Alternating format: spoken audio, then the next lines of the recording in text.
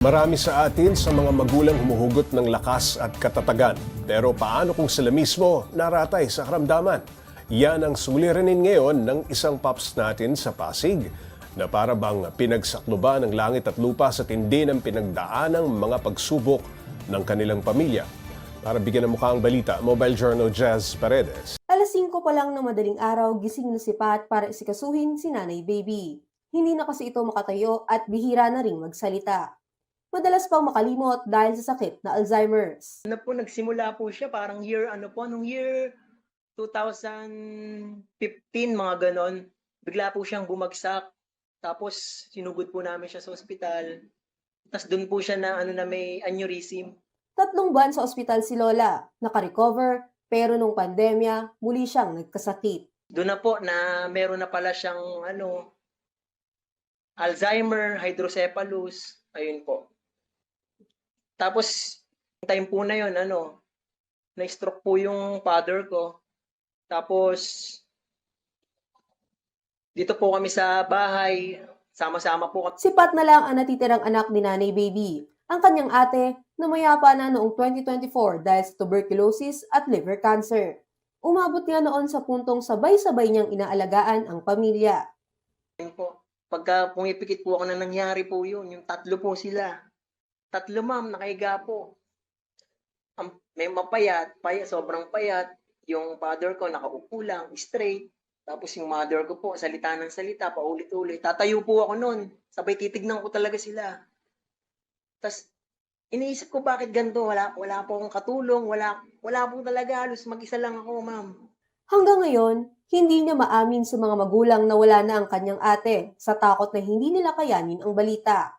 Sa kalagitnaan nga ng aming interview, kailangan niyang lumayo sa kanyang ina upang hindi marinig Ma'am, ang siguro po usapan layo namin. po ako kasi hindi po niya alam na na wala na po yung ate ko po.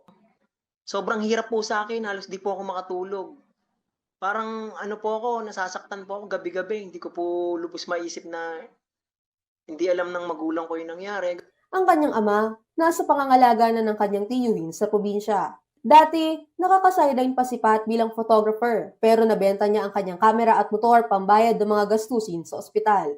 Dahil walang regular na trabaho, problema niya ang kanilang pang-araw-araw na gastusin at gamot ni Nanay Baby. Nakakailangan po talagang tulong, financial po, kasi sa mga pagkain po, sobrang maingat na po ako sa kanya sa pagkain. Hindi na po talaga pwede yung mga in-can food, yung mga ganun po. Talagang piling-pili po. Sa ngayon, sinusubukan ni Pat mag-breed ng mga betta fish at gumawa ng content para pangdagdag kita. Pagdating sa pamilya, hahamakin ng lahat. Hindi alintana ang hirap para sa mahal sa buhay. Mga kapatid, mobile journalist Jazz Paredes po, hatid ang mukha ng balita. Pag-usapan pa natin ang pag-aalaga ni Pat kay Nanay Baby kasama si Mobile Journal Jazz Paredes. Jazz, sabi mo nga, 5 taon na silang ganito ang setup. No? Kailan ba umalis sa trabaho ito si Pat? Sa pagkakakwento ni Pat Paps, nung una daw nakaka-sideline pa siya noon nung nagkasakit yung kanyang tatay at yung kanyang ina. Pero nung nagkasabay na pati yung ate niya nagkaroon ng sakit na ospital, bandang 2023 daw yung siguro Paps na hindi niya nakinaya na pinagsasabay-sabay niya yung pag-aalaga at pagsa-sideline. Kaya tumigil na talaga siya ng permanente sa pagtatrabaho. Hindi na rin niya siyang oras, wala nang lakas, Tama ka dyan, energy. Paps. Okay. Paano ang budget nila pang araw-araw? No? Saan sila kumukuha ngayon ng pangkain? Sa pagkakakwento niya, Paps, dahil hindi siya maka-sideline, talagang umaasa na lang din siya na humihingi ng pakonti-konti sa mga pamilyang malapit sa kanya. At minsan ay tinisubukan niyang makahanap ng talagang mga sideline kung makakapagbenta siya o ano man na kaya niya nang hindi lumalabas sa bahay, Paps. Pero sa ngayon, gipit na gipit daw talaga sila, Paps, kasi wala rin talaga siya mapagkunan ng income nila para sa araw-araw nilang mga gastusin, Paps. O, paano itinago ni Pat ang pagkamatay ng kanyang kapatid sa kanyang mga magulang? Wala ba silang planong sabihin ito sa kanila?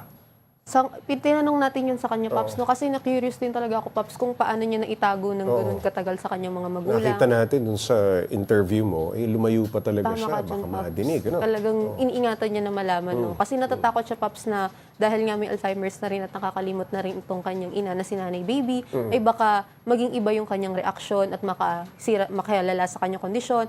Sa ngayon ay iniiwasan niya mabanggit o makapagbigay ng mga something na makakapagpaalala. Pero sa plano niya, kung mababanggit niya, ay hindi pa niya masabi sa ngayon, Paps, dahil sa kalagayan ng kanyang ina at kanyang ama ay medyo delikado pa sa kondisyon nila, Paps. Okay, Jazz, may pag-asa pa raw bang gumaling si Nanay Baby ng walang ospital at home remedy lang? Sa pagkakausap natin kay Pat, Paps, no, ang pinakamabuti daw talaga ay regular na check-up para makabalik sa ospital, pero yung tuluyang paggamutan daw talaga, Paps, dahil hindi masasabi kung meron ba talagang gamot sa Alzheimer's. Kailangan talaga ay yung continuous na gamot para medyo mag-improve yung condition ni Nanay Baby. Pero yung permanenteng gamot ay talagang matagal na gamutan talaga siya, Paps. Pero Okay. sa bahay naman siya inaalagaan, Paps. Okay, muli, papaano tumulong sa kanila, Jazz? Ito, Paps, sa ating screen, no, makikita natin dyan yung mga numero at yung bank account ni Pat para makapag-abot po tayo ng tulong sa kanila. At sa ganitong paraan ay kahit papaano ay mababawasan yung kanilang hirap sa bills, sa gamot at sa mga pang-araw-araw nilang pangangailangan, Paps. Maraming salamat, Mobile Journal Jazz Paredes.